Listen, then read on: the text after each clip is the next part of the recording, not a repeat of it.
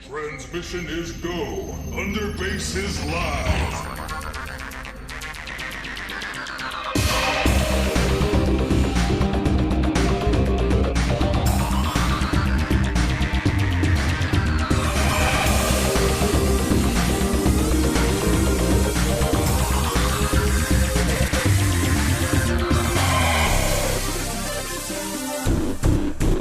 Hello and welcome to the Underbase. Here we are post Age of Extinction, post Botcon, and we've finally got Chris McFeely back. Yeah! Woo! No, really, thank you. It's good to be back.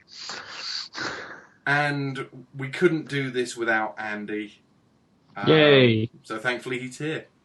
Oh, yeah. Thank you. It's good to be here. Chris, in a minute...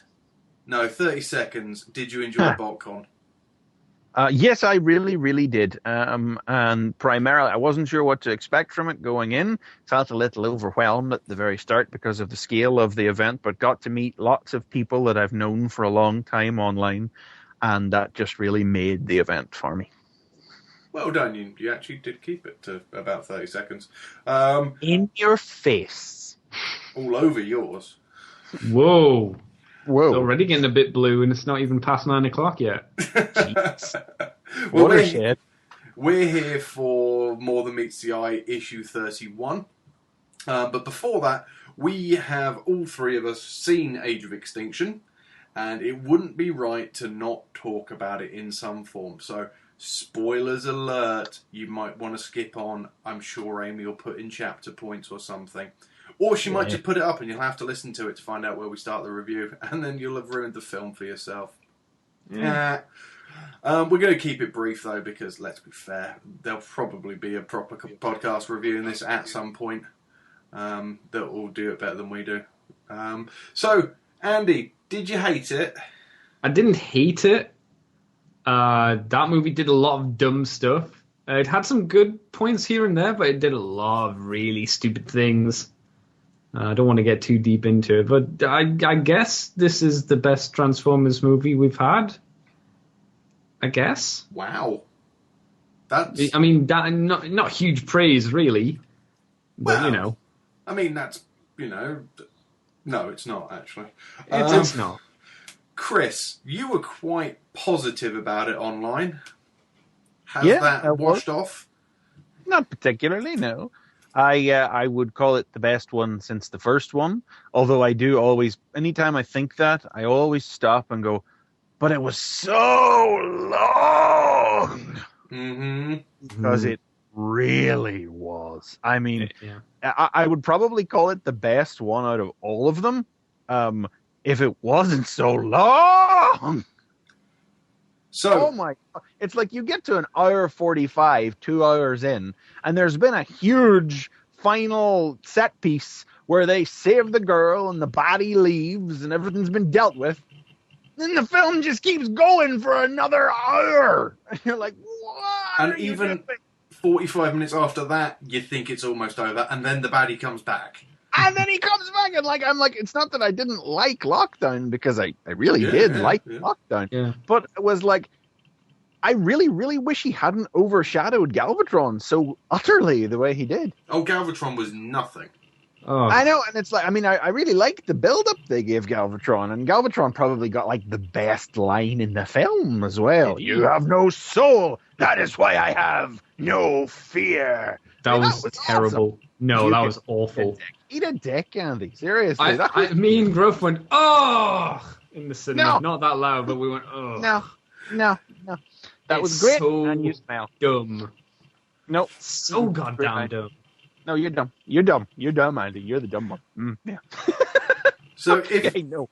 You've got the editing floor, gents. You need to cut an hour out of that film to make it, I don't know, watchable in one sitting. Maybe even 2 films would be the option. I don't know. 2 films? I mean, it is 2 completely separate threads, really. With a bit of common sense, it would have been.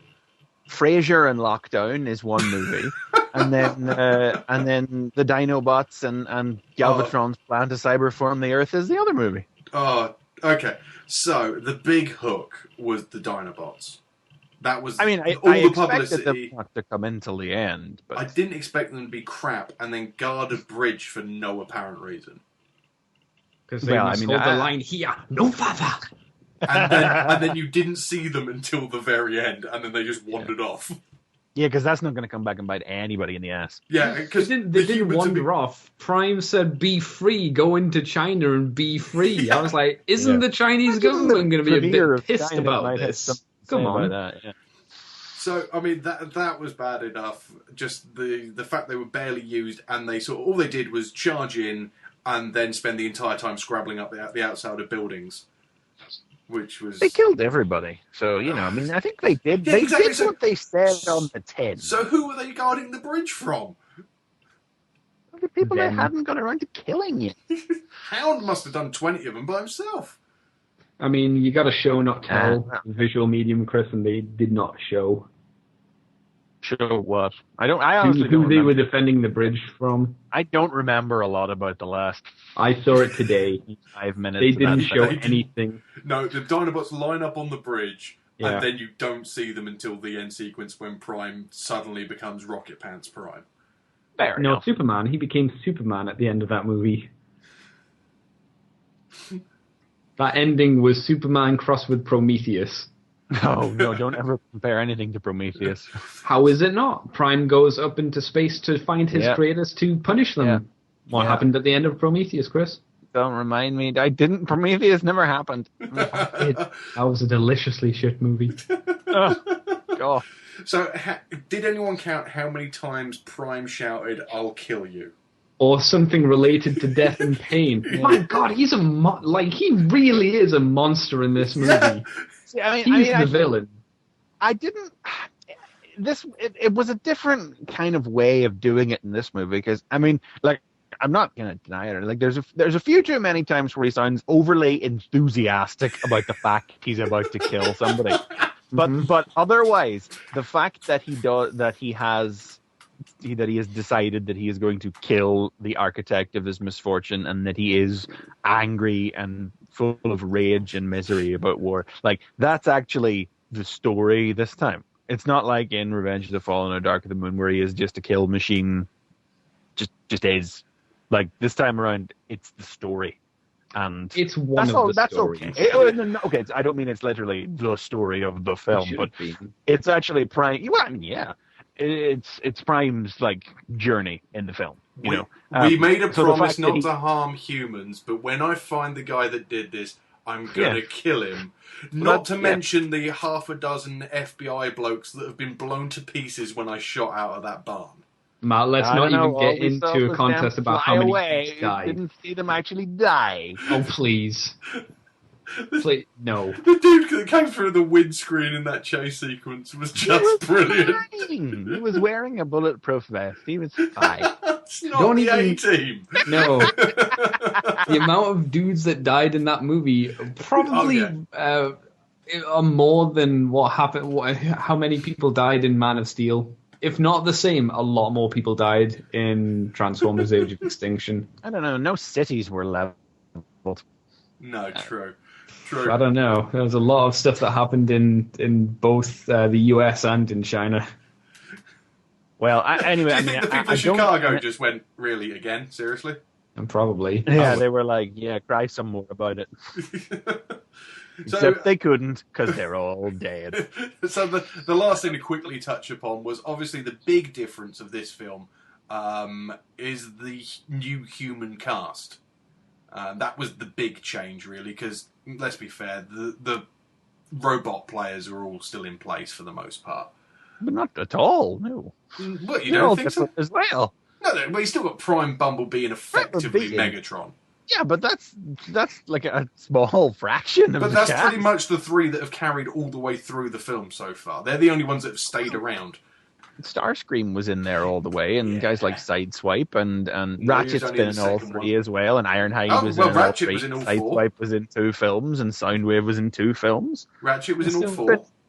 Yeah. And Ironhide was in all 3 up until that as well. You know, there have been more than a few carryovers, Yeah. but I mean, it's not like you can just say, oh, all the main players are still there whenever more than half of the robot cast is brand new as well. Yeah, Yeah, but apart from John Goodman, yeah, who there was playing wasn't himself in Metal. I know that was Walter Sobchak bot. That was amazing. much else to those characters.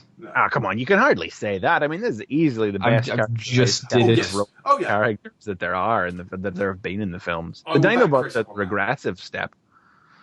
If I get a paintbrush and I paint your face. face blue, that is these characters. They are a one-wash paint. They're there. There's a bit more to them than in the previous movies, but they're real light. Real light. Basically, Drift's verging on racist. Not really. Well, No, I wouldn't say that. He's bland. He's a bit of a stereotype. I wouldn't say racist. He's a lot of a stereotype. Yeah. Yeah. But then, that's Drift. Hey. Oh yeah, actually, he's completely accurate to the comic. And Crosshairs is just a dick. Yeah, but like it's a personality. What was Ratchet's personality? English, Yeah. What was Shockwave's personality? Snake Rider. No, he had a red eye. What? That was his personality. He had two heads in this film. Yes, that was freaky. Yeah. We've got animation models to use up. Quick, throw them in. But it was so random because everything else that the Decepticons had going on was new, and then there's just this two-headed Shockwave in the middle. I of like to believe that was sticks and stones from the Rock Lords. Oh, nice. It was your fault. Yep. Well, other than Oreo Machine Transformer needing to be bought out in masterpiece scale, product placement was an absolute pig all the way through the film. Really, really was. It just Oh, yeah. so in your face. Do you like notice sort music? of thing, but it was wow. Beats by Dre? These are good. Buy them. For me, the point I was like, really, was when he like opened the Bud Light bottle and drank it. I just wanted him to look at that guy and say, this was refreshing. I was waiting for that line. I was really disappointed. Label the camera! Label the camera! Turn it, Marky Mark, turn it! Oh, the label was there. You could see he was picking up yeah. a Bud Light. Yeah, because they probably CGI'd it on to make sure. They probably showed it to all the big companies and went, look, we've got all these bottles. Who's going to give us the most money to have their logo on it? Yeah. Mm-hmm. Go. But yeah, the human cast, you basically got 3 characters and 2 stand-ins. Marky Mark, I thought was exceptionally good, was just Marky Mark. Was expecting him to break into the other guys. I'm a peacock captain, you gotta let me fly. I thought Stanley Tucci was hilarious. Played a fairly sinister bad guy and then suddenly went full-on Jeffrey Rush Pirates of the Caribbean camp by the end of it. And Kelsey Grammer was actually a really good villain. He was. Enjoyed Frazier. TJ Miller was useless, but that's TJ Miller. Which one was he again? He was the guy that got killed right at the start. His sidekick, whose name I can't even remember. I just care that little. And there was a probably too young girl for some of the camera shots, and a guy who couldn't work out his accent that wasn't Michael Holy Fassbender. fuck! What was that? Was he Australian? Was he Irish? Was he American? No, okay, right. I have looked this shit up because I do not even. Apparently, that guy was raised in Ireland by Americans. That was. Yeah, I do not even know when that came on. Before his nationality was addressed in the narrative of the film, I went over to Jeff and I said, "I think it's an Australian actor pretending to be American." And then he comes out and said he's Irish. And I'm like, what are you even? Because I cannot. Jesus. Like, that was my main stumbling block in the film. And they like didn't everything need else to exist. I mean, I thought generally speaking, the human cast in this one was fairly well implemented. Like, there's like the 2 neatly compartmentalized groups of goodies and baddies, and they all mostly justify their roles in the film. Except, I would say probably like the weirdest sticky outy one is the geologist lady, who just didn't Which one was anything. she? Exactly. Oh, the blonde, yeah. Yeah. Yeah, the blonde. Who disappeared by the end of it. Yeah, because she had no friggin' role in the film. She was the. Listen, I'm saying she is the stick out one who was like, "There's no, you don't what I." And the was it Lee Bing Bing? Yeah, she was there, and she was like, I mean, But she didn't again, have unnecessary. much of a narrative role, but we know why she was there. Like, Yeah. which was to sell the film to China and Chinese territories. Basically, she's a huge star in China. So whatever. And I mean, she feels like she at least justified her role a little bit more than geologist lady did. But otherwise, She justified her role to me, if you know what I'm saying, lads. No what I mean. No, wing, wing, ooh. Licking more of this. Yeah, she gave a very good performance, and Yes, it was stellar. But they generally, I thought the humans justified their roles well enough. So I mean, it was cast-wise, it was like the most well-characterized bunch of robots we've had out of this series, and a group of humans who mostly justified their presence on screen. So I don't really have any objections in that department. Other than you didn't have a problem with Nicola Peltz just not being able to act or not being able to wear anything that didn't like stop and $250,000 blow her ass.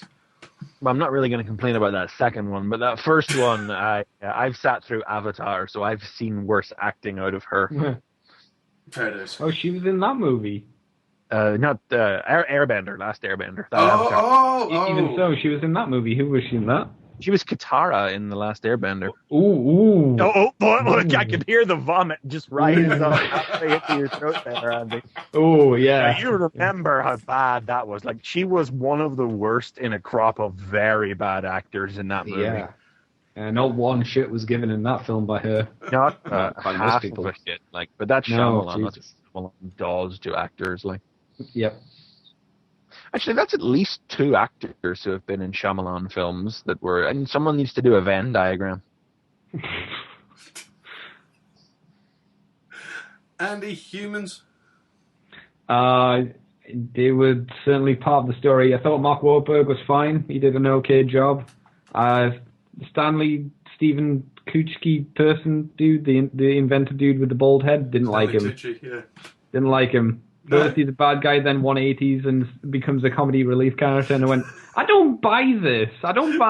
Just 180 turn for this dude. No, I can't believe that you're this. Oh, I'm a funny guy now because we killed the other sideshow comedian guy earlier on in the film in quite a horrendous way, I suppose. Yeah.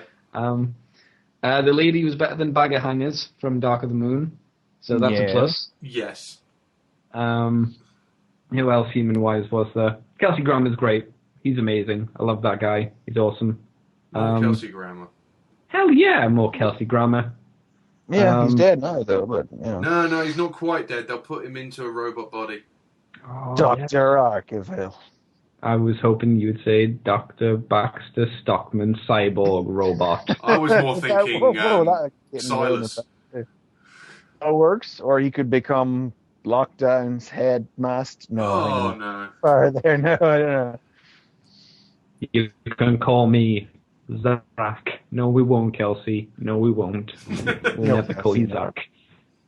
No, I mean, the human cast was better. I just really didn't need to see the usual, Dad, I want a boyfriend. You don't get a boyfriend till I see you get past university or something. Now I'm going to have a boyfriend. I'm Irish or Australian, and I'm going to do your daughter. Ho, ho, ho. Let's have a back and forth about me pounding your daughter.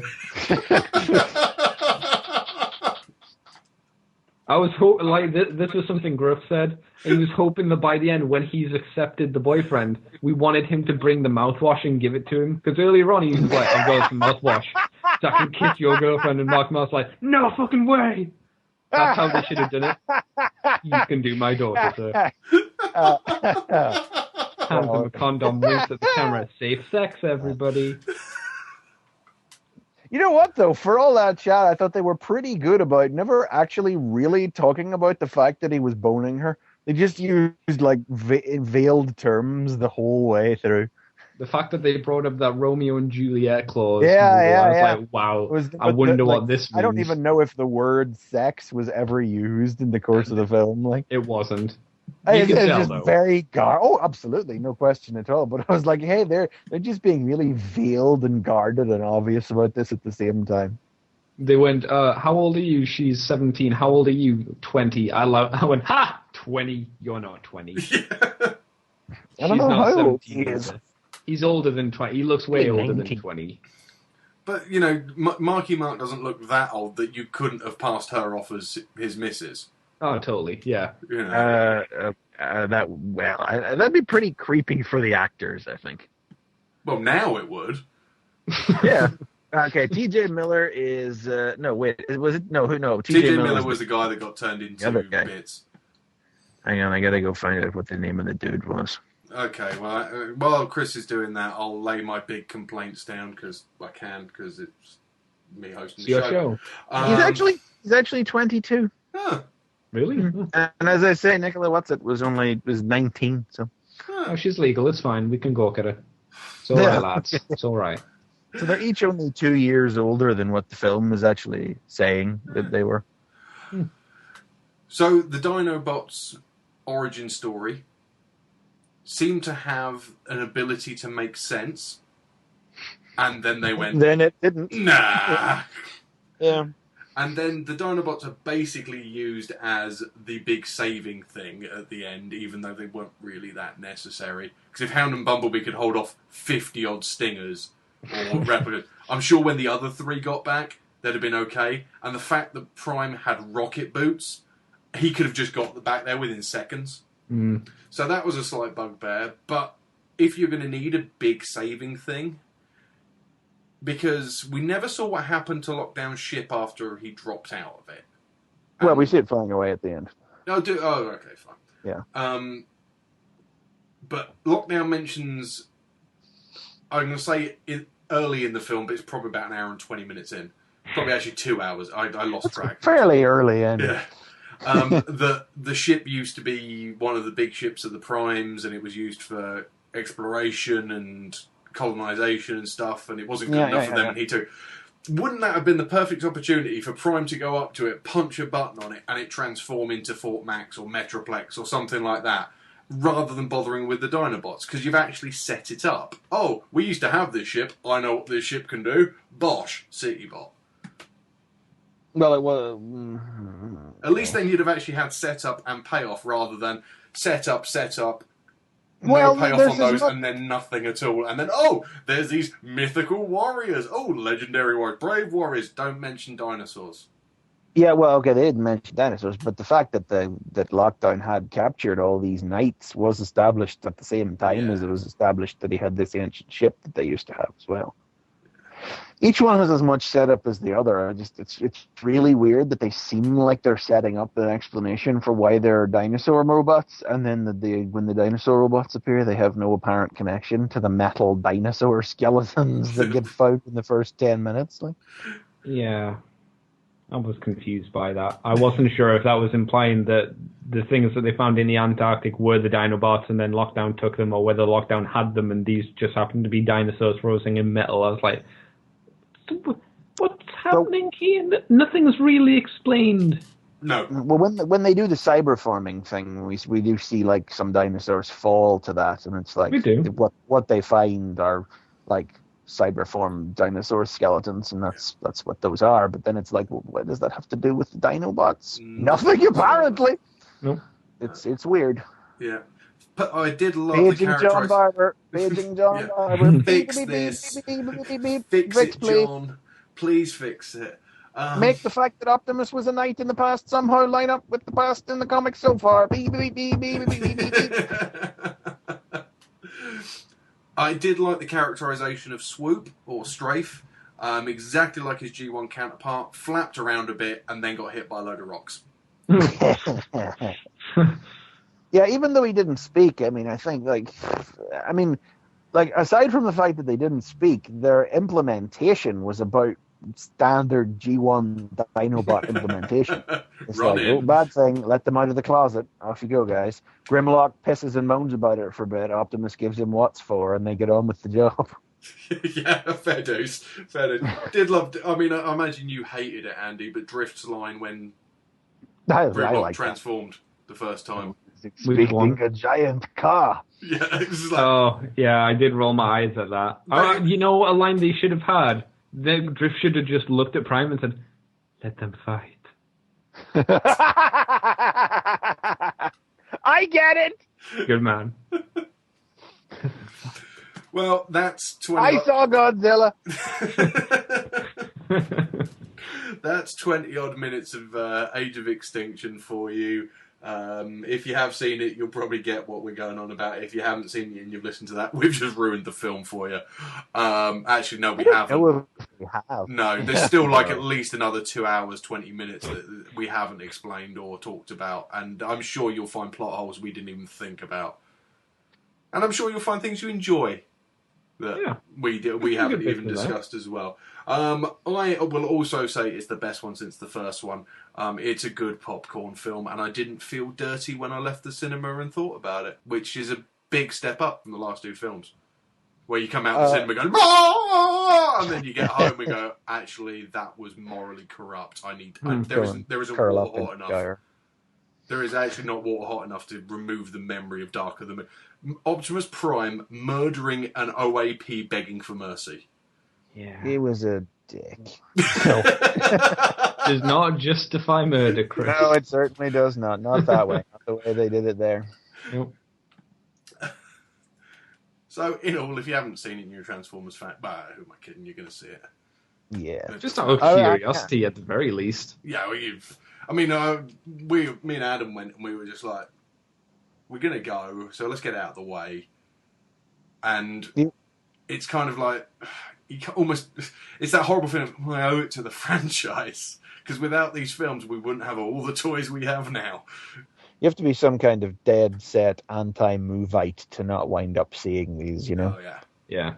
And those people exist and whatever, it's their choice. But I wouldn't say go and see it in 3D. 2D is the best for that, I think.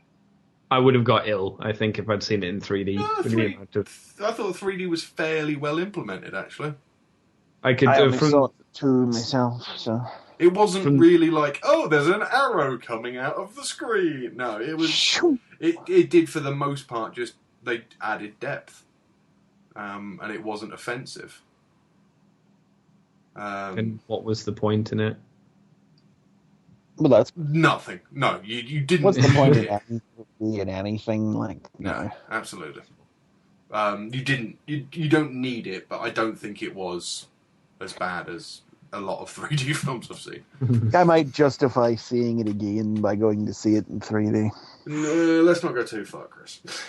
I've seen all these things in the cinema at least twice. So. Yeah, but it's 3 hours. I know, that is the literal reason why I'm going maybe not this time. I mean, it's like, I know I'll buy it on DVD or Blu-ray or whatever. But I'm like, when the hell am I even going to watch that again? No. 3 hours.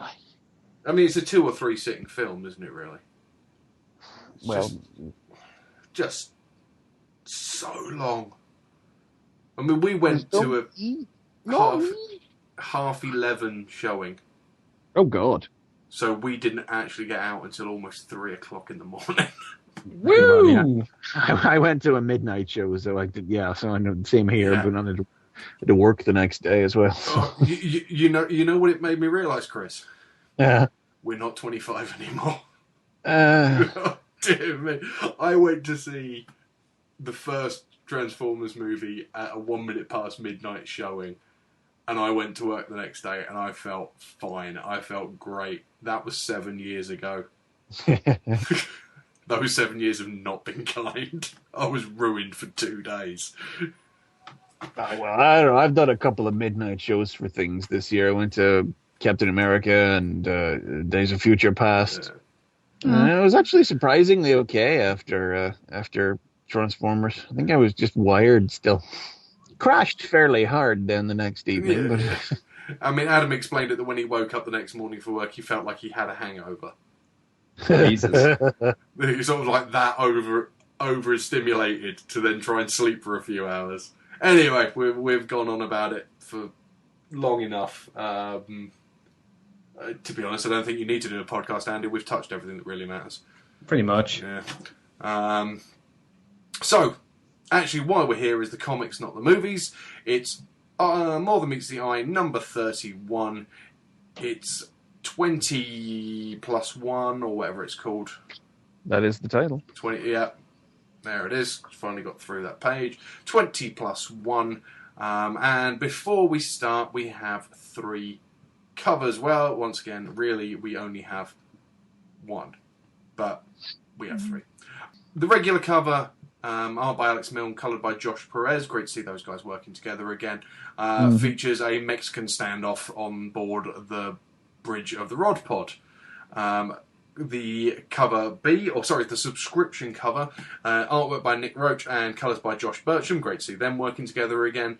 Features a blockbuster-style lineup of all of the characters from the Lost Light, with some panels missing.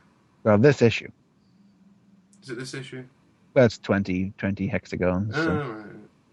Right. +1. And the 30th anniversary cover follows on from the previous toy tie-in covers, and this is Phil Jimenez and Romulo Fajera. I can never say his name. Sorry, dude. But yeah, you. And it's Nightbeat striding forth from the back of his toy packaging with some really bad perspective on his gun arm. Andy, which one you having? I'd have to go for the Milne one. Something obviously to mention about the anniversary cover is that's not the toy that they're going to be using for that. No. I mean, that's the toy we assumed they were going to use for him. And but, we saw, I'm sure didn't we see Photoshop of it? Yeah, we did. Yeah. So they must have changed that. That's the image that's being used on the Nightbeat toy packaging as well. Yeah. Really? On the package? Oh yeah, I mean, yeah, we saw it in the case at Botcon. So I mean, Nightbeat's like, it's weird because this issue would be like a really good pack-in issue for a Nightbeat toy. Yeah. But like logically, even though this is on the cover, logically this can't be the toy, the comic. Actually, it can't be the comic that's coming packed in with Nightbeat because it has to be another part of Dark Cybertron. So I guess this is just them burning off artwork. Sure. So do we think this is just going to be effectively a retailer incentive cover rather than a pack-in? Oh well, no. I mean, this is always a retailer incentive cover anyway. All the Dark Cybertron ones that had these aren't the same as the toy pack-in ones. They're different again. These are retailer incentive covers. They always were. I'd go with the Roche. Sorry, not the Roche. I'd go for the Alex Milne one. I like the standoff. I like the perspective. I like everybody with the guns out and pointing at other people with guns. I like that massive stance that Nordica's got going on, groin basically on the floor. I like it, dropping it like it's hot. Chris? Yeah, it's the standoff cover for me as well. No, I'm just cool. Just a nice representation of what was going on in the comic. Yeah, it's 3 for 3. I personally like how they've all just got pistols. Yeah, little tiny gun. Just like a proper Mexican standoff. It feels a little like it's crying out for some. So I know they don't ever do it on IDW. It feels like it's crying out for some cover text of some kind. Yeah, like it's a really characterful cover. It seems like a bit of an old Marvel UK. It's like there's this empty space up in the top left here that's just necessary to convey the amount of distance between Ratchet and Megatron. But it's like, you not see two of those little bands that they used to have come in on Marvel UK covers from the side, and it would just say standoff. I don't know what else it would say, but it would say standoff or like some kind of television-based pun. I actually thought it kind of needed Whirl sitting in the background eating chips and dip. Now, this is my plan. It's come to fruition. Everyone kill everybody and I'll survive. So 3 for 3. It's a stunning cover. Absolutely stunning cover. Roche one's really nice too. Yeah. And it actually does convey what goes on in the issue. Mm-hmm. Yep. Right. So, the story so far page has gone. No swerve at the start. On a quest to find the Knights of Cybertron, the starship Lost Light began to vanish piece by piece. The crew abandoned ship, and the Lost Light disappeared completely. Written by James Roberts, art by Attilio Rojo, coloured by Joanna LaFuente, lettered by Tom B. Long, editorial assistance by Vincent Kings, and edited by John Barber. And we open in the past. About 2 years ago, and Drift is buying a ship in the newly formed religious quarter of Cybertron. He finds the Nails that own the ship that he set his heart on, and they converse through basically holding hands and moving fingers. Chirolinguistics. Tickling each other's palms. Patty cake. It's great to see Pipes involved. Yay, Pipes! And Yeah. Riptide as well, and we do at this point get, at some point in this issue, get the reason why Riptide is so important now, but wasn't on the Lost Light before. And we also get how the Lost Light was named. Now, these 3 pages were the preview, so most of us have seen this plenty of time in advance and had time to digest it.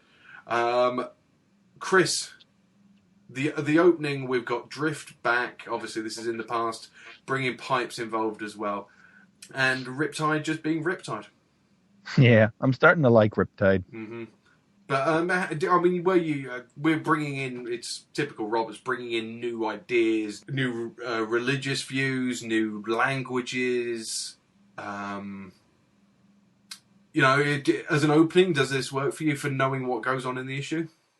Oh, yeah, no, I like this. I mean, I think we've all been wondering about the Lost Light's history for a while now. I know I never really forgot about the Spark. I never stopped wondering about what the deal with the Spark Eater was. And, of course, we still don't have the answer to that completely by the end of this. But and we don't even know truly if the ship's mysterious history really even plays into why it's disappeared yet. These are not questions that are answered by the end of the issue. But I just really liked seeing Pipes again as well. He's so eager. He's so honest. Guess how much I've saved up. Drift, guess how much I've saved up. Drift, guess. Mom, you're not looking. Mom, look what I can do. It's because Drift's cool and Pipes wants to be cool like Drift. That's what I thought anyway. Oh, but then what Drift says is like, Pipes, don't make me put my foot down. Pipes. Oh, Pipes, no. Because that's how he died. It's so heartbreaking. 'Cause I still stand by, that's probably the saddest moment Oh, absolutely. in this Completely. entire series, is the death of Pipes. I mean, he's literally the only character of any import that I believe is really dead. So yeah. What about Shockwave and Bumblebee? Oh yeah, I meant more than meets the eye. And really So, dead. Bumblebee is dead. So. Lol. This is comics. Pipes will be back in like 15 years when they relaunch the book, and we'll go, oh, Pipes, how much we've missed. Who? Yeah, we're just waiting for the writer who loved Pipes and had Pipes as a kid to come on and be really sad that he's dead and do the Dark Pipes saga, and then they'll bring him back. Pipes mini. I want a I'd Pipes like- 4-issue mini-series. I like the Dark Pipe saga. Would it be like the Dark Phoenix saga? It would. That's what I was going for. Good man. Pipeline I like that. Covenant. Oh, dear. Yeah. And it would be Yeah. about Pipes coming back from the dead as an immortal. Hear me, Autobots. No longer am I the bot you knew. Yes. I am fire and Pipes incarnate. Anyway. So what they're actually at is the Festival of Lost Light. So that's where they get their name from, which is it's the hymn for the disappeared. I mean, it seems to be implying that it's like, with all these lanterns floating and everything, it seems like it's just like it's a ceremony for lost loved ones. Yes. And interestingly, Chrome Dome and Rewind are in the background. Yeah, they are. I had to look at that a couple of times to make sure it was definitely them, because they're far enough in the background that the detail is light, but it does appear to be them, yeah. Yeah. So is this also like Cybertronian speed dating? No, I doubt it. Ding, change partners. Nice. Thanks for setting that up. No worries. Andy, Yes. as an opening, palm tickling. I love patty cake. I love the baker's man. It's a neat idea. It's James Roberts who did it, and once again you can throw down, this is very James Roberts' idea, because this is a super impractical way to communicate. You can tell these guys have not been in many fights, because how would you issue orders this way, unless you're given like hand signals and stuff? It's a neat idea. It's a silly one. I mean, I don't know if it'll reoccur later or not, but like like internal to the issue. It's also a very Robertsy move, as like it's here, it's an idea, it's in how it's built the world up a little more, but then we get that little crafty bit with Megatron later with it as well, where it's like, oh, I see what you're doing there. Well, I mean, most of the turning points in this issue are actually based on this thing, aren't they? Really? This language, you know. I mean, it's not. It doesn't. It's like the turning point that comes later could just as easily have been them talking and Riptide overhearing them. You know. Yes. Didn't factor in much in that regard. Like. Anyway, so we're in deep space. The Lost Light has disappeared. The Rod Pod has Megatron on board, which must be really difficult for Rodimus. And we basically get our roll call. Yes, I mean, let's just say it before we get really started here, is that it might be a little difficult for us to talk at too much length about this issue because this issue is a talking head issue. And that's not a criticism, because what we have to get out of the way early on and explain is that televisually speaking, this issue is what's called a bottle episode. Yes. Which is a story that takes place entirely on one set that is made up pretty much entirely of simply dialogue between characters. No like action or plot developments of any kind. It's all just based around, and like bottle episodes in television were conceived originally as a money-saving venture, but they've sort of I mean, and that's still what they're used for sometimes, but they're often then used as real tension builders, because they're about, you know, there's bottle episodes in television, and there's comparable things like Hitchcock films like Rope, where everything is all set in one set, and it's just about the mounting tension between characters. So that's really what this issue is about doing. It's not like this is about saving money or anything, because it's a comic, but it's about exploiting the storytelling possibilities of the bottle episode rather than what it was conceived for. So it is all just talk, and we could either spend a really, really, really long time talking about what they're all talking about, or well, we'll see what happens. Like, but yeah. Well, I mean, I was thinking about how to review this, and I'm glad you brought that up, Chris, because I was struggling to think of how to do this because it is just so dense. And I mean, we can almost explain it in 2 minutes and then just discuss key points. Yeah, I think. Really. I mean, sure. And because there are some very interesting character moments. There's some probably quite key character moments that will play out in the near future / 12 months. But I think it's more the themes and the style of this that is where we're really gonna hit. So basically, the Rod Pod has a crew of 20 plus 1, hence the title. The crew is Megatron Crosscuts. Sorry, to the cast page. Yes, to the recurring cast page. One of my bugbears of the issue, but there we go. Yeah. I'll just hang on. Why is it a bugbear? It's a bugbear because it does. It repeats 4 times, and it is literally just. There are times when it brings little bits of information in, but it does feel like it's filling when there isn't enough story to fill the issue. Well, let me stop you there then, because there are still 22 full comic pages in this issue. Yeah, the cast page is not counted towards the 22 pages of art and story. So that's why I mean, obviously you don't know from digital, but there are very few ad pages in the back of this physical issue. So just so that you would know. Also explain why the Swerve page isn't in the front. Yes.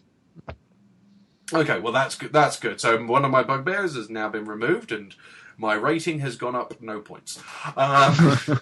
So the cast is Megatron, Crosscut, Skids, Gears, Blaster, Getaway, Nautica, Ammo, Huffer, Chrome Dome, Swerve, Hoist, Nightbeat, Riptide, Tailgate, Dipstick, Cyclonus, Hound, Ratchet, and Highbrow makes 20. They've lost Rodimus, who is lost mid-insult, shouting at Megatron through Blaster. And every time the lights go out, people disappear. It's a really good, straightforward. It's like a lot of the way that Roberts tends to approach More Than Meets the Eye, not in an overt, distracting way, but it does seem to be approached as if it were like a TV season. And a lot of issues of More Than Meets the Eye feel like they would be like a good hour-long with commercials episode of a TV show, you know. And it's like the bottle episode tactic of lights go out, person disappears. That's a basically no-budget special effect that's incredibly effective. Mm-hmm. You know, and that's what we're seeing here, you know. So it comes down to Nightbeat to work out what's going on, because he isn't one of the ones that disappears straight away. And through the various points where the lights go out, Nightbeat goes down various the various lines of investigation, including looking at the 3 things that you don't ask a Transformer about. Was he forged or constructed cold? Actually, that's the only thing he asked. Is it? Well, out of Drift's list, I mean. Oh, sorry, I thought no, yeah, you're right. It doesn't skip into another one, does it? But I mean, he asks just then for everything that Ratchet knows after Yes. then.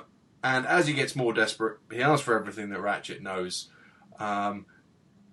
until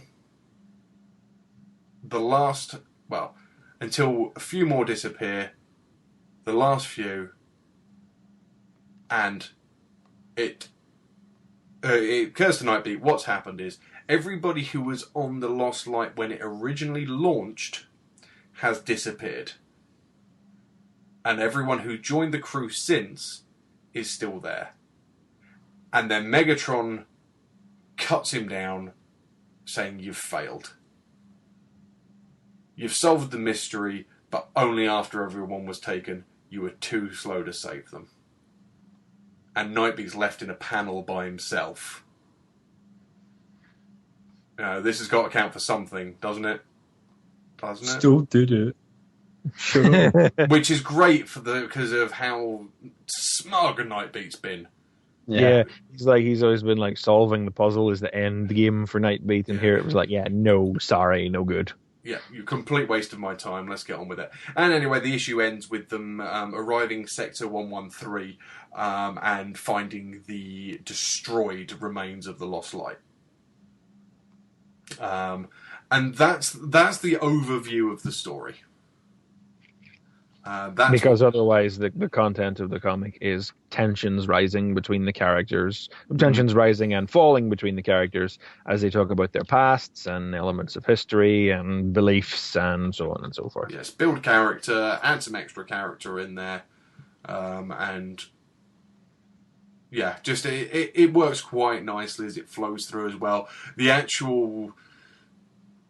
You could almost come to the conclusion at the same sort of time as Nightbeat as well. Which is quite a nice thing. Riptide is there's like 2 red herrings in the book, and Riptide is one of them. Because I don't know about you guys, but I've been working to the assumption. I think the book has sort of deliberately misled us into the assumption that Riptide has been there all along. Yes. Because Swerve had him in doing the auditions. Why would he have a new guy in doing the auditions? We knew the Hydrobots were on the ship already from Dark Cybertron, and Riptide's a Hydrobot. But anyway, we find out in a flashback here that he went back to get a receipt from the guys who sold them the ship, and he could see them. He effectively eavesdropped him, and he could see them hand talking from a distance, and he found out that they were, Mortalist worshippers, and that they had the Spark Eater in the basement, and he tried to... he got stuck into them basically, and they knocked him out, and he missed the ship launch. So that's just he's pathetic. It's just so. I mean, how harsh as well that his mate, who he's gone to buy the ship with, have just gone, "Where's Riptide? Oh, who cares?" Well, there are a lot of them. He may not have noticed till after it took off. True, yeah. And to be fair, it was Rodimus who was leading them. I don't think he would have cared if he left one dude behind. Yeah, Rip who? Yeah. And I say the other red herring is Ammo, I think. Yeah. Who is he's a completely new character. And it's like, you're reading it, and it's like he's just there at the start of the story, and he's like, "Well, go on, Nautica, tell us about quantum theory." And you're like, "Well, who's this guy? Is he an action master of some kind? He's kind of, I don't know who's that." And then a page later you get the cast list, and his name is Ammo, and you're like, "Oh, I don't know that guy. Oh, he's going to die then." Oh, see, my thing was he's the guy causing it, because that's what TV does. Yeah, it's one of the two. It's either he's going to die horribly early on to illustrate what is going on in this comic, or he's secretly going to turn out to be behind it, or he's going to be like the red herring for who was behind it. But it's like he's not even that kind of red herring where everybody thinks it's him and then it's not. It's like I don't know if he's gonna. I would assume he's gonna come back and have something to do a bit later on in the series. Maybe he seems like he gets good setup here, but he's a rather crafty red herring because it's Robert sort of just flouting the expectations you have. I mean, it's not even just of him, of Roberts, but just of genre convention. You know, it's like you are automatically drawn to the new guy because you figure a story like this, which is about character tensions and somebody being suspected of something, or something is gonna revolve around this guy. But no trick. See, the thing they haven't done that normally happens in TV though is the new introduced character is normally played by a rather expensive actor, and that's the giveaway. Yeah, starring Peter McNichol as Amel. You know, it's always a recognisable face, and that's why I didn't really pick up on it. And I was kind of like, it's Roberts. He's just, throwing them down again. Get some new characters in there.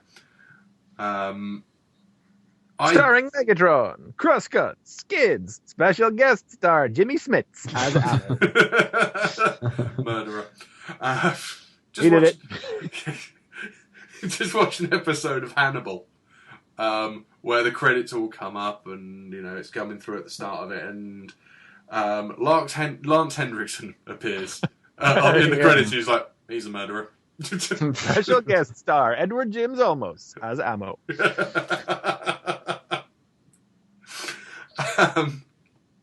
So what else do we get out of this? We get that Riptide missed the ship because he got knocked out going back to get a receipt, as Chris has said. He knew about the Spark Eater and could have prepared them for that.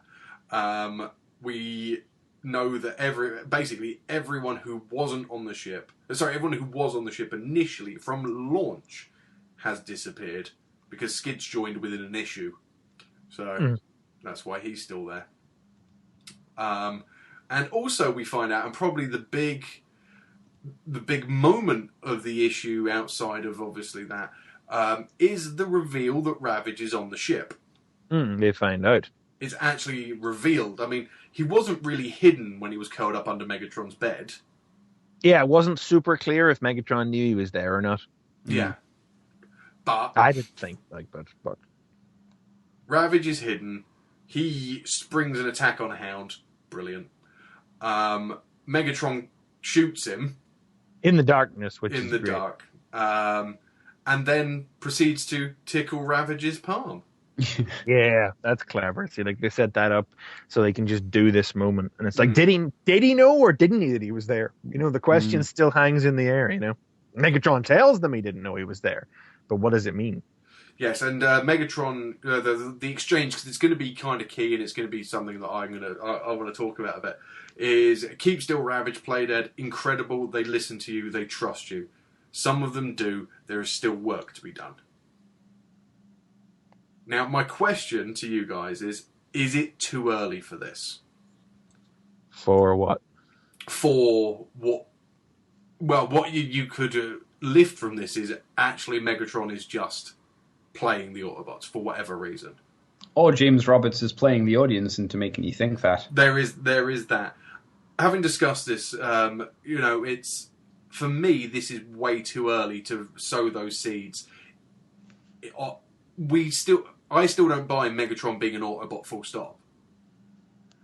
I think as a reader, I would have bought it when the likes of the characters that we relate to closest, Tailgate, Swerve, Magnus, when they all buy into it.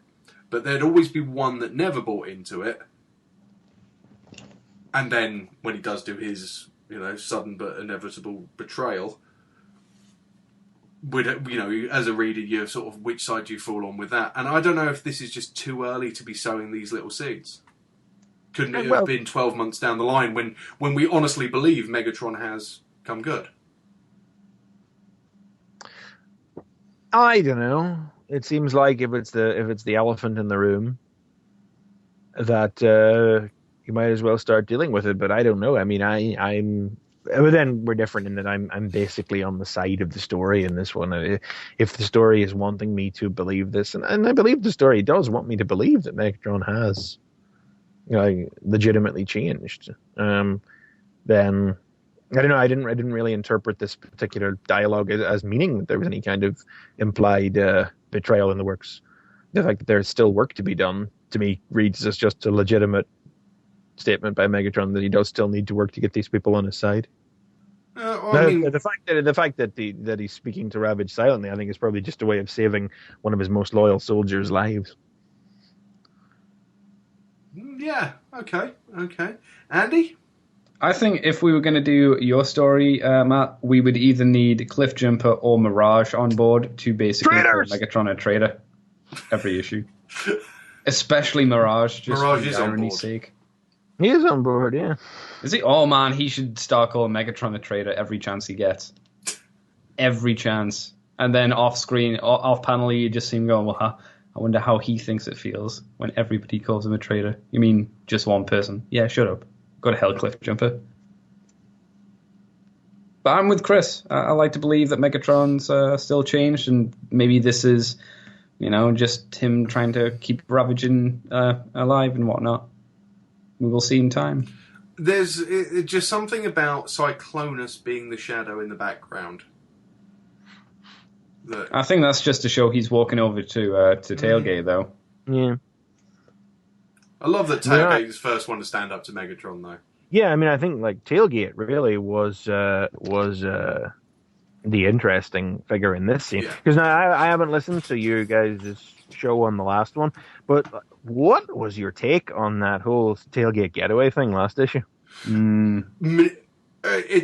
It's a difficult one because there is a certain. I don't know if it's Tailgate, if it's Getaway manipulating Tailgate. Yeah. Just the just being a dick, basically.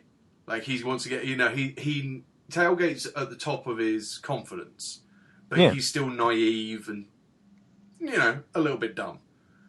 And Getaway sees that as an opportunity to manipulate him, maybe, or to.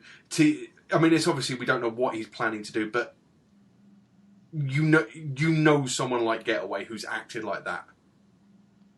Well, Getaway is that guy. Well, yes. I mean, he is a perennially boasty type of high confidence guy. But I mean, the fact, maybe you guys discussed it, maybe you didn't. I don't know, but like. I think if it was, I don't know if I would call it a problem with it or just like the talking point of the scene is just that I think it's legitimately hard, nay, impossible perhaps, to figure out exactly how you are supposed to read the scene because it's got some tremendously rapey overtones. Yeah. I mean, you've got a guy who, it's the way Getaway is cast in shadow when he first appears in front of Tailgate. And then he takes him away to a secluded corner and starts pouring drinks for him and does nothing but flatter him. And Cyclonus stalks off in the background like a jealous boyfriend. And and I'm not even being funny, it's got some severe rape overtones. And I don't think that's because I don't feel like they would really want to reduce the really complicated Cyclonus and Tailgate relationship down to just boyfriend and girlfriend or boyfriend and boyfriend or conjunction dura.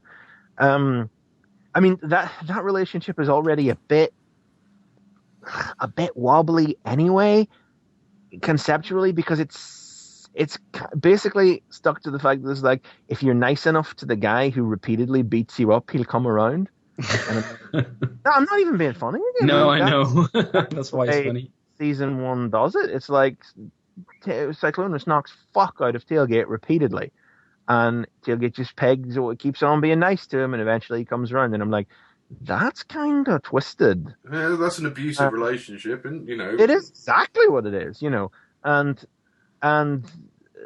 I don't want it to turn into some kind of thing where Cyclonus can't properly express his feelings to Tailgate, so he just leaves him to Getaway because he feels jealous or something. I legitimately don't know how to read that scene last issue, but I kind of felt like this issue cast it in a slightly better light, where Tailgate's full of false bravado at the minute, so he's the one that draws on Megatron. That's great. I really, really like that because I think it really just crystallize where Tailgate's head is at now. And then Cyclonus basically tells him off for it. And Getaway is just like, hey, it's okay, chin up, scat. We're just worried about you pulling a gun on Megatron. Yeah. And I'm like, it doesn't like that there, this scene, it doesn't feel rapey. And then like, that's a really weird sentence. I never thought I would have to use writing Transformers comic, but their interaction here save that for does Saga. rapey. But I don't know. Cyclonus then seems to stalk off again. So I really, really am not sure what is going on here with this set of 3 characters, and I'm not sure if I like it. It's got the key moment though that Tailgate stands up for Cyclonus. Yeah, that's great too. And I mean, I like that Huffer and Gears get something to do in this one as well. You know, it's like, I say we lock them both up in the engine room. And it's like, well, there's a surprise. The pseudo-Decepticon defends the ex-Decepticon. Cyclonus isn't the enemy. He's not. Oh, I'm sorry. Must have been the other Cyclonus who murdered all those Autobots at Kimia. Oh, that's harsh. Yeah, still possibly the greatest text at the bottom of it. Yeah. I love that.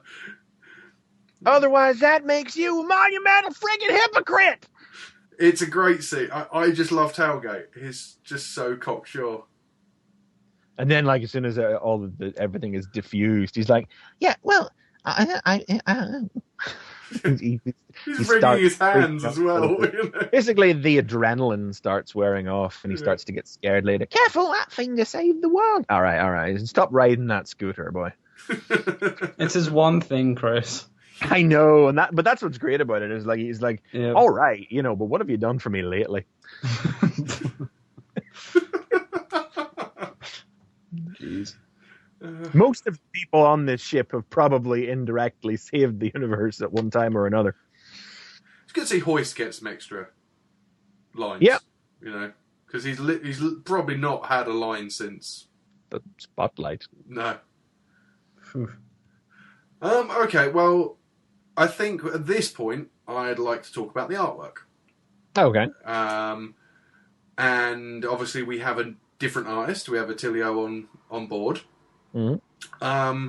How do we think he copes? How does the artwork work for you, Andy? Art's a subjective thing, right? Some people will like a certain art style. Some people won't.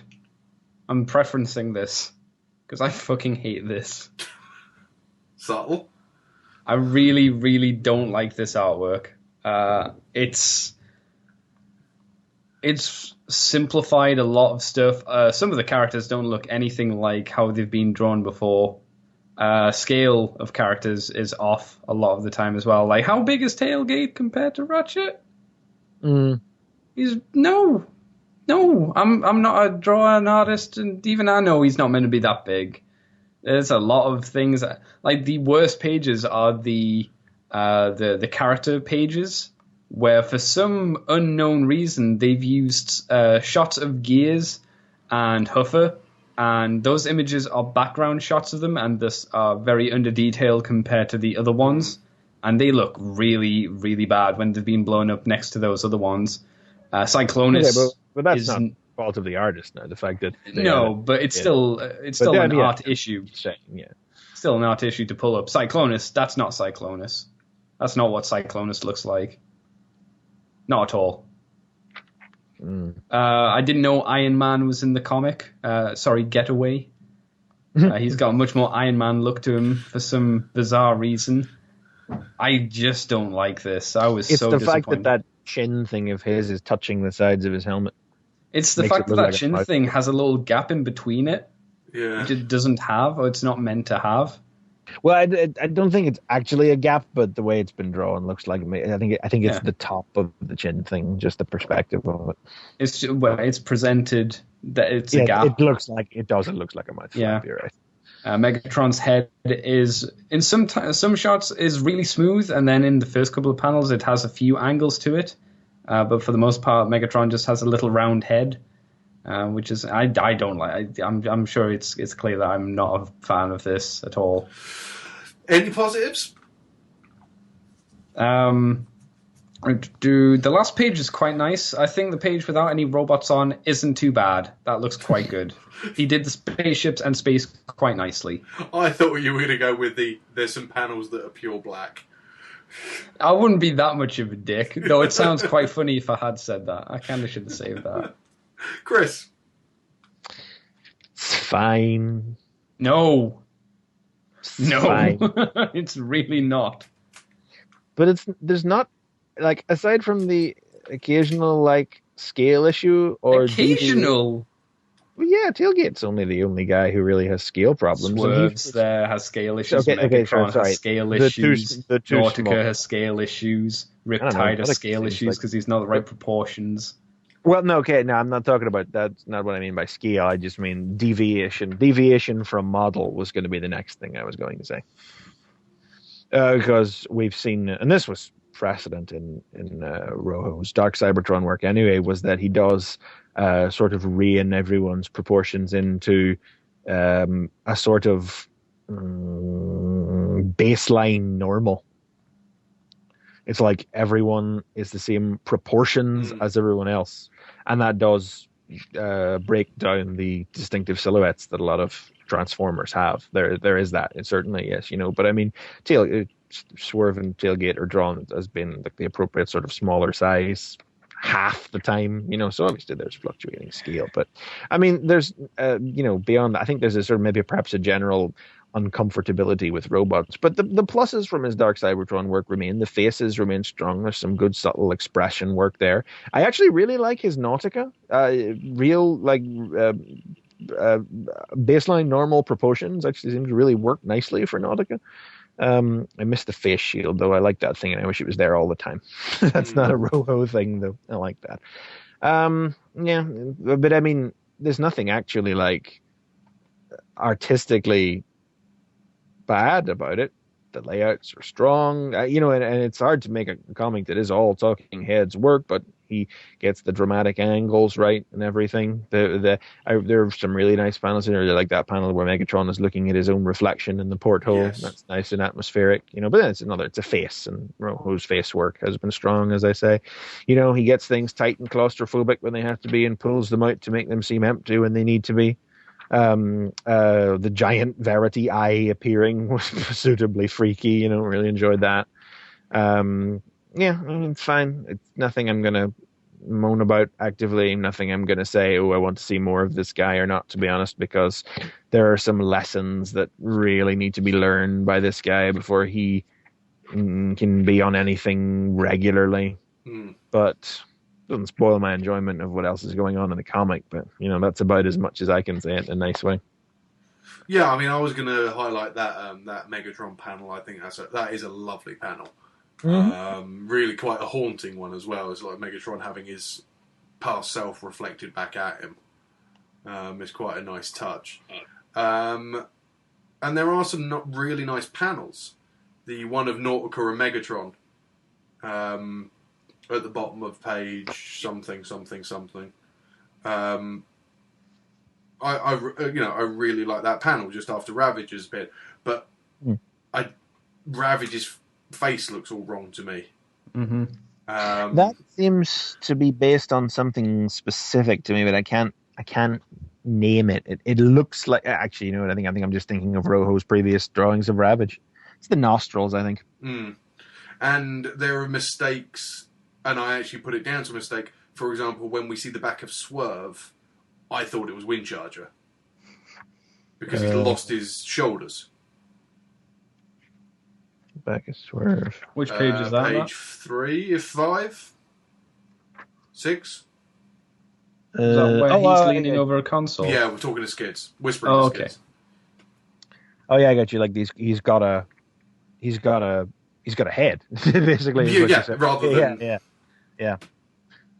He's supposed to have like shoulders all the way up to the top of his head. They're supposed to be level with that. Yeah. Whereas in the previous panel he's in, he is. And it's. I don't know why that would be. Why you wouldn't put that in? Maybe the perspective of it would just made it impossible to draw. I don't know. And while I love the standoff scene, most people were pointing their guns at air / over people's heads. I mean, Tailgate, either that gun got heavy or he just decided he was going to aim for Megatron's crotch. It's his weakness. It's a weak point. Where are we? Which page are we looking at? The standoff when everyone starts drawing guns on each other. Yeah, you mean the one after Riptide draws his gun? No, the page before that, the 3 preceding that. Oh, okay, I got you. Where Yeah. Tailgate's the gun pointing like right up, and then and then Aim's down. Right lower after that. Yeah. And You also, look at the next page. I mean, he is plainly aiming at Megatron's head there. yeah, and You know, so I mean, if he had his arms up high, and then that's just like storytelling, right? Because if he had his arms up higher there, he'd be covering his own face, and that just yeah, but I mean that panel with him holding the gun right up to Megatron, Yeah. like, with the perspective, is really, really, really nice. yeah, it's a great panel. Yeah. But then as I say, also Gears, I couldn't work out that was Gears. Nope. Yeah, I know you needed the but then I to be honest though, I think Gears has pretty much looked like that in More Than Meets the Eye. No, Gears looks like Swerve. I know Gears is supposed to look like Swerve, but I don't think Gears has looked like Swerve in the course of More Than Meets the Eye. I think he has. I know Well, we've for had all he's ever done, but I know we've had redesigns. Obviously, Red Alert was so different as well, but yeah, it's because I think we just haven't had him as a character as such, and it was really jarring. yeah. But overall, he carries the story through, and as I say, some panels are actually very, very nice indeed. What else can we talk about, Chris? Is there something you'd like to bring up about the issue? Something that's pressing? Well, I mean, a lot of it comes down to just talking about the details that we find out about. Like we've Getaway mentioned in the previous issue that he was an MTO, and I was like, at the time, I was like, does that stand for something? Do we know what that stands for? I don't know. Worry about it. I sort of didn't think about it again, and it was like this issue we find out what MTOs are, and it's just another layer of world building. You know, it doesn't. I don't know if this can really factor into a story in any way later on. It just seems like another neat little bit of world building. You know. Mm. MTOs being, we find out, our second generation constructed cold transformers, because we know from Tyrist's story way back when that there was like they were making they were bleeding sparks from the Matrix faster than they could build bodies for them. So the idea is that they found all these sparks that were stored from that and then started pumping out new soldiers after the war had started. Yeah, it's a horrible thought, isn't it? Yeah, war born. Yeah, there's the line in it, isn't it, where someone says to Megatron, you know, if it wasn't for you, most of these Autobots wouldn't exist. Thanks? I think. Which is just, it's just a horrible, horrible thing. Yeah, I mean, it's like there's not a lot of specifics here that I think we can really wring a lot of discussion out of. It's just that there's lots of it. There's stuff like, you know, this life test that MTOs had to be put through and the diminishing standards of that, or conditions like information creep, and like Swerve debates theology for a while there. You know, Ratchet, we know, is an atheist and is like, well, you know, MTOs with their fresh newborn senses are the ones who are more likely to report having supernatural experiences. And Swerve is like, oh, well, you know, faith isn't new. And you know, it's just, I mean, and I thought that, like, after the next disappearance after that one, Nightbeat's like, why do I get the feeling I'm being stared at? And you turn around and there's this giant eye suddenly looking down at everyone. You're like, oh shit, what is it? What's going on? And then it's like, no, it's just Elder Magnus, and he's projected his avatar in a little too big. But I like for that one wonderfully disarming moment, you were like, oh shit, what's happening? It's like it's some hideous giant plucking them out of the ship one by one. Somebody playing with a toy. No. It's somebody reaching into the toy box. You know, what is going on? And then it's, it's just Ultra Magnus. Who then just fades away. Yeah, and that's like really effectively done as well. I mean, then that's a great gateway then for this little Megatron moment where he just whispers to Magnus, says, "Talk to me, because I am at a loss." He's got no idea what's going on, and he doesn't want to admit it in front of anybody else, but Magnus is there, and he will say it to Magnus, so he whispers it to him. You know, that's good stuff. I just love Megatron's line when he first sees her, though. I know. I you. know you, and that was great too because it's like it's a really great reflection on Megatron because we all remember the moment that Megatron met Verity. Escalation? Infiltration. Actually, we're going back to the very Yeah. start. You know, When he looks down at looks at her. her, That's looks at her right. for a minute, and then just goes right back to what he was doing. Yeah, It's just like so beneath it him. was a fantastic moment at the time, but now it's used like for even greater reflection on Megatron. Is like because even that it didn't because it's like Megatron is born from lowness, as it were, you know. So even at the time where it seemed like it didn't matter anything to him, like even something low born like that registered to him. Yeah, and stayed with him all of these Stayed years. with him. Yeah. I did kind of want. I mean, if it had been Verity, it'd been the one that turned around and would have been, yeah, I'm the one that killed Overlord for you. Who?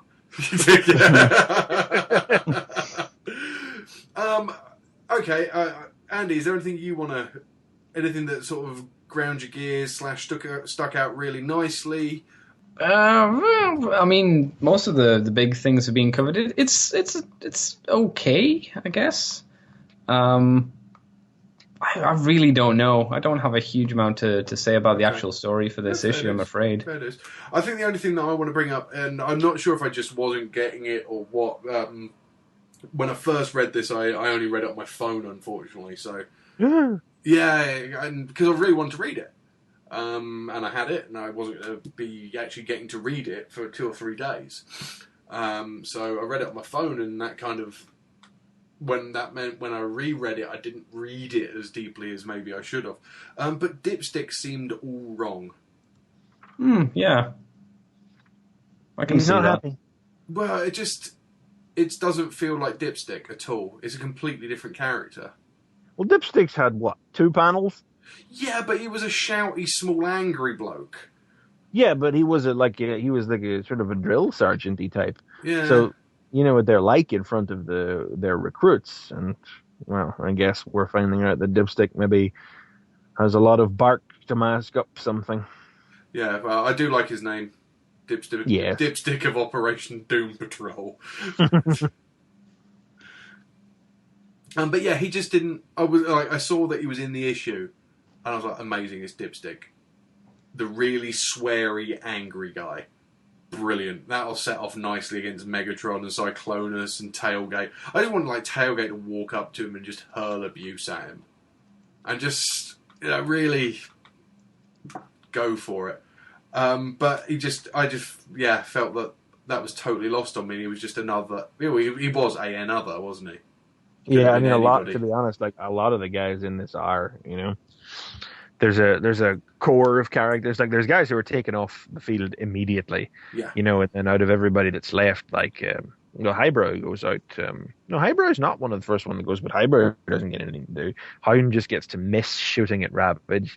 Dipstick gets nothing. Ammo basically just gets to ask questions to facilitate other people talking.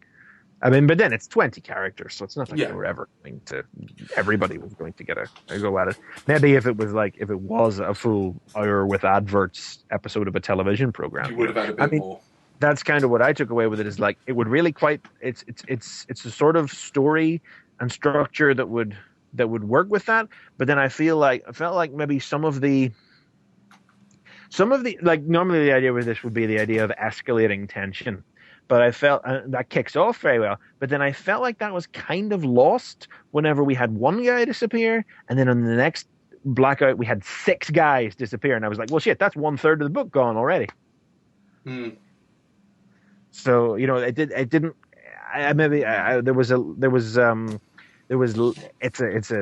It's a random. I don't know if you would even call it a complaint, but it didn't so much feel like there was a steady encroaching darkness, because it went from one disappearance to boom, half a dozen disappearances all in one go. Yeah, there wasn't instant. And that's just entirely to do with the fact that we only had 22 pages. It's a 22-page comic. You know, maybe if there'd been fewer characters. Yeah, and you sort of didn't feel it when anyone disappeared.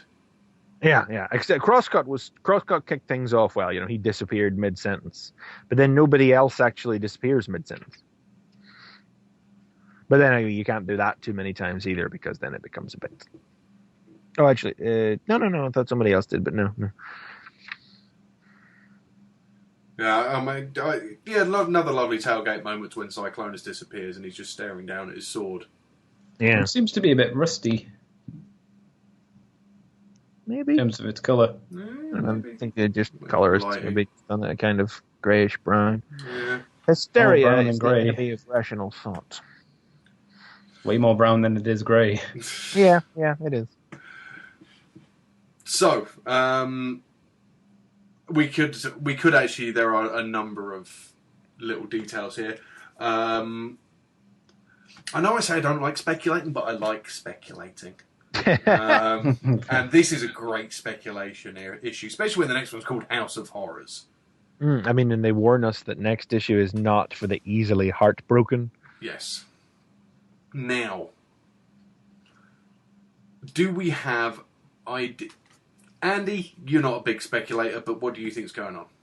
Well, House of Horrors, I'm thinking there's only one thing that I can think that brings horror to more than meets the eye. And I'd be surprised if no one else is thinking it. Yeah? I can think of a few things. Well, what are you thinking? And I'll see if it matches up. Well, Sparky, DJD. I was thinking DJD. Right. Well, I say that because House of Horror, and I think, well, what happened to Black Shadow?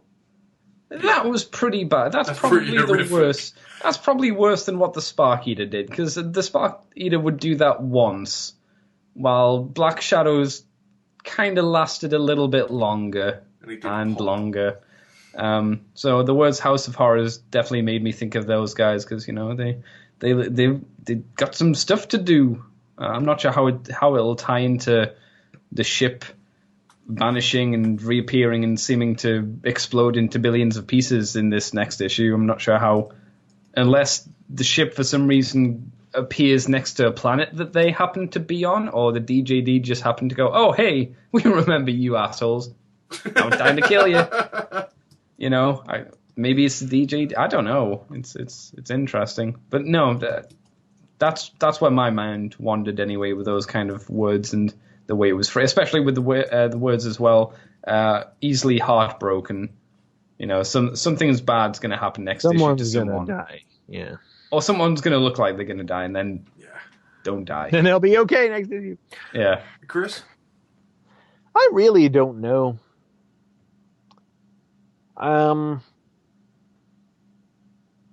I mean, the DJD haven't had any interactions with the Lost Light.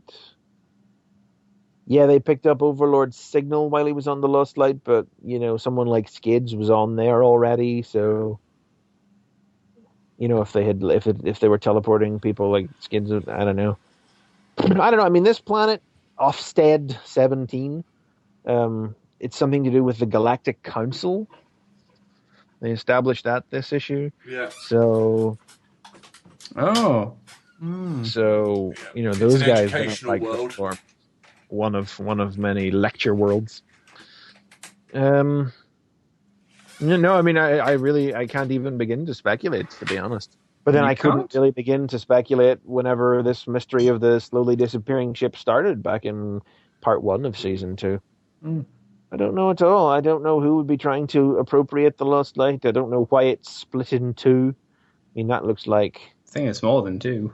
Well, I mean, there's chunks of it everywhere, but it seems like mainly it's been chopped in half. We got the bridge up front and then the arse end of it floating in the background. The arse end of it. Well, it is. Not the engines, but the arse end. Well, what would you call it? No.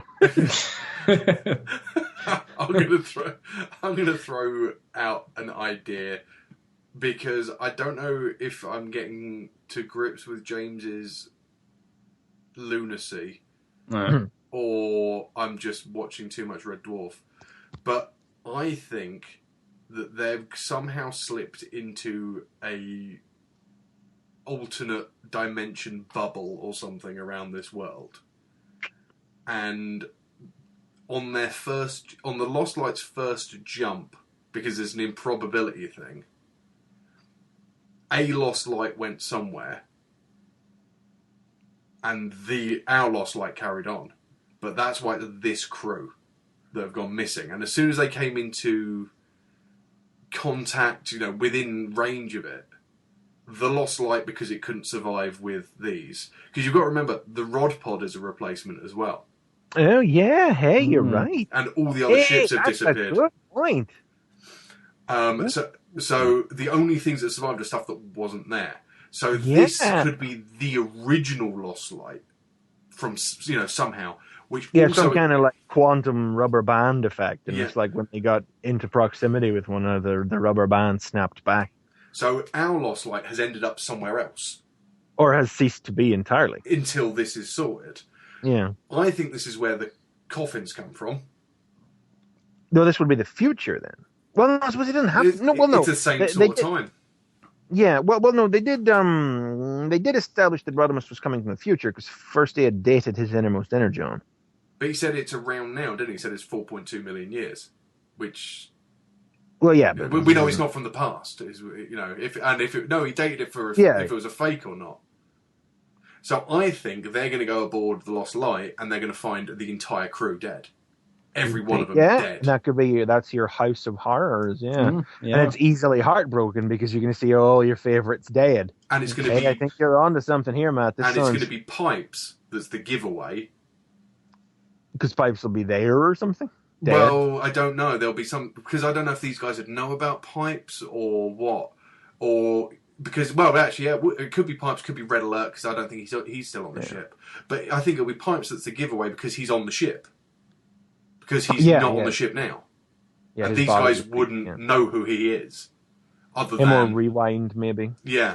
Hey, well, maybe that's what the Data Ghost is. Oh, that's what it is. Maybe that's like a projection of Rewind from this alternate Lost Light who's not dead. Oh, we're setting ourselves up for a fall when it totally turns out to not be what it is. Be absolutely something completely different. But that's why they've reintroduced Pipes at the start of this issue. Yeah. I think you're onto something. Some deep thinking. So Drift will be there, Pipes will be there, Rewind will be there, and that will be the thing that gives it away. I think my process was just horrors, DJD. You've like broken this down into science fiction and all that kind of crazy nonsense. But that's the thing. I don't know if I've been reading Robert's work too long, but I have to go somewhere that just so far south. Well, I think it's the issue. It's the issue after next. I think, isn't it? With the we've seen the cover with the Rewind on it. I think so. Yeah. And I think didn't Roberts? It's either the next two issues or the two issues after the next issue that are kind of like a myth arc installment that are going to play into the larger story of More Than Meets the Eye. Oh, right, okay. He said that on Twitter at some point. Shifty Roberts. But after they talk about, in the start of the book, they talk about the drive for the ship, how it works. Yeah, and probabilities. I mean, that made absolutely no sense whatsoever. Well, it's the Heart of Gold, isn't it? The what? It's the Heart of Gold from Hitchhiker's Guide to the Galaxy. Oh. But yeah, it's what is it? It's a hop ship, and they're talking about Nautica goes into all the details about quantum engines and the fact that these quantum engines are by far and away different. And yeah, it's just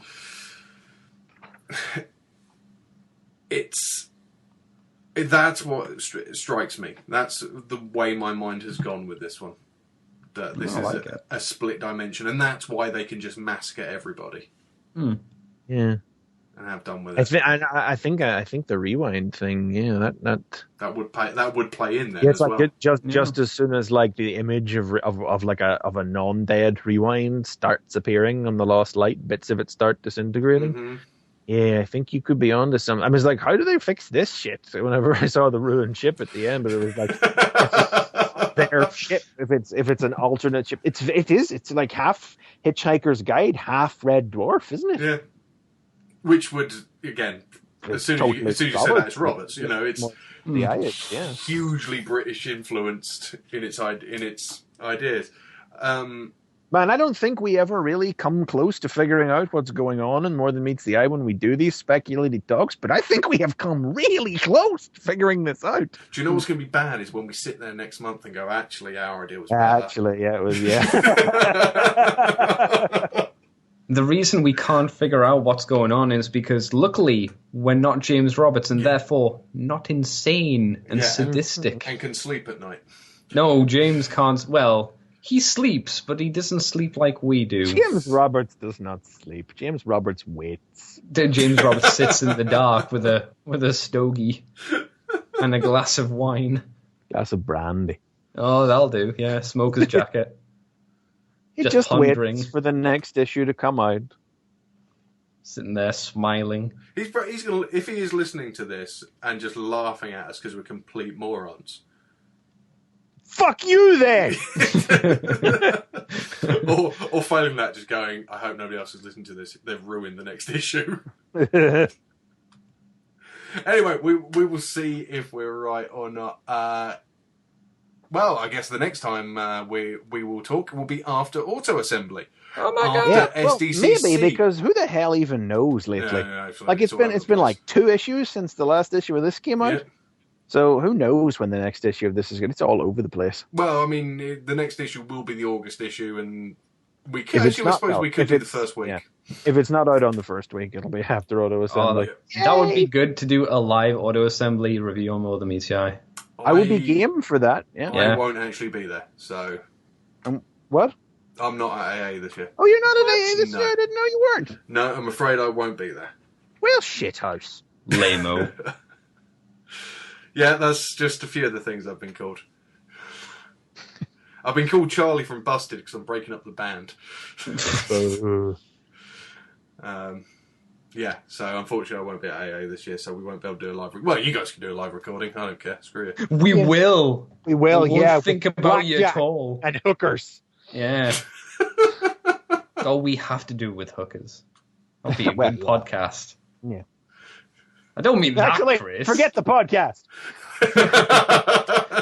Hey, baby. Do you want me to tell you about Transformers comics?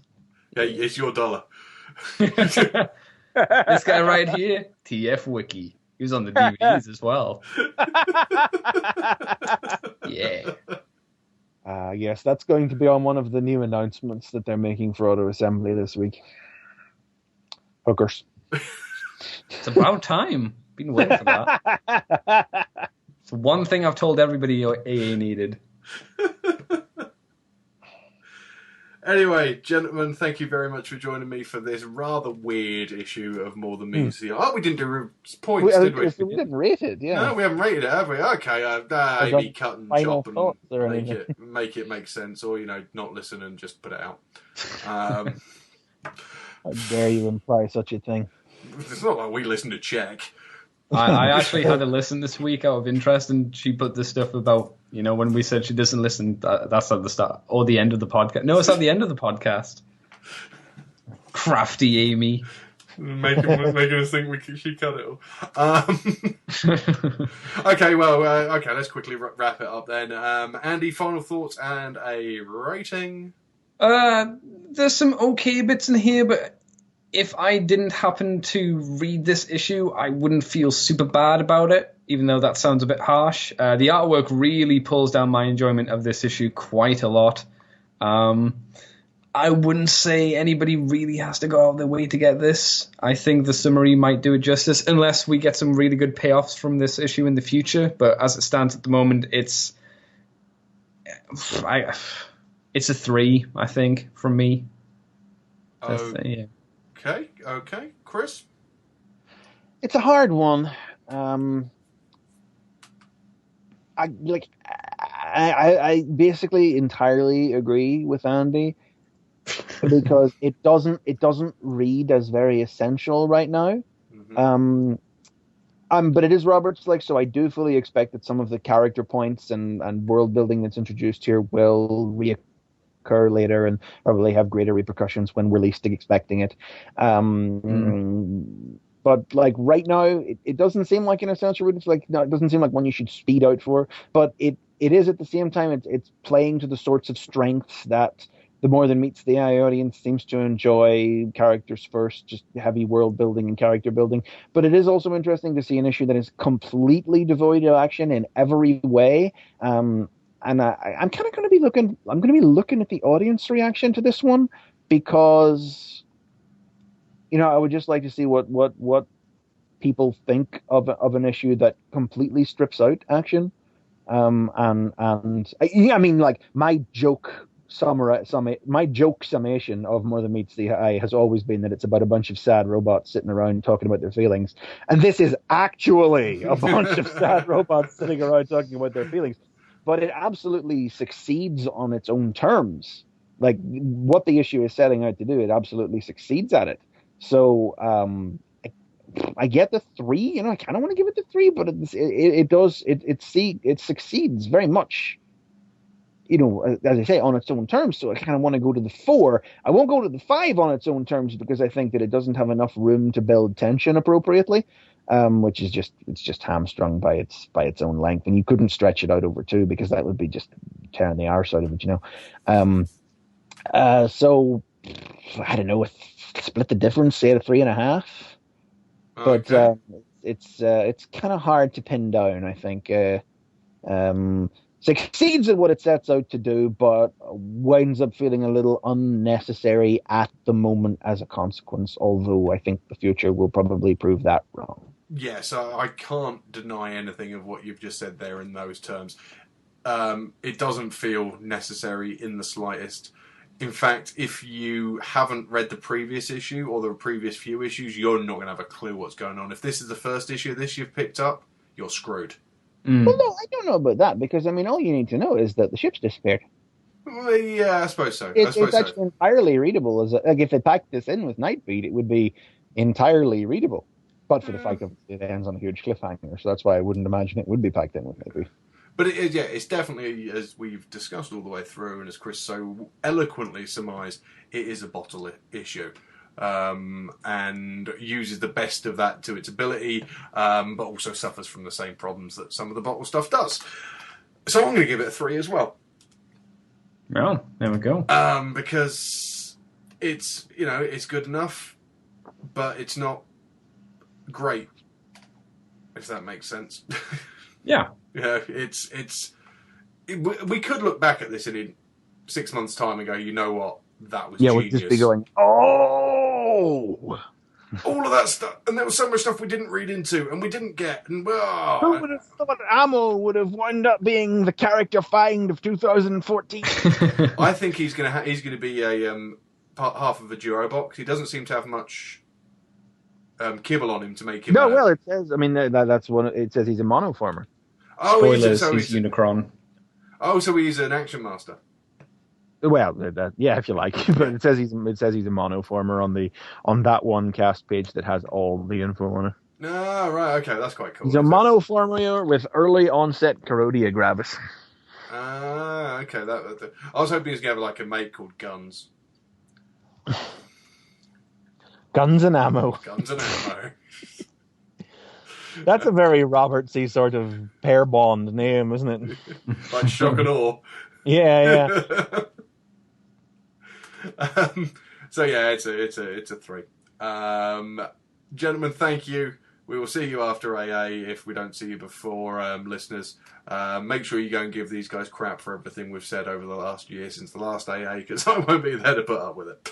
Yeah, come up to us and abuse us. Yeah, that's what they're there for. So thank you very much for listening, and we'll see you next time on the Underbase. Bye. Bye. Thank you for tuning into our broadcast. Be sure to follow us on Twitter at The Underbase or interact on FullMetalHero.com.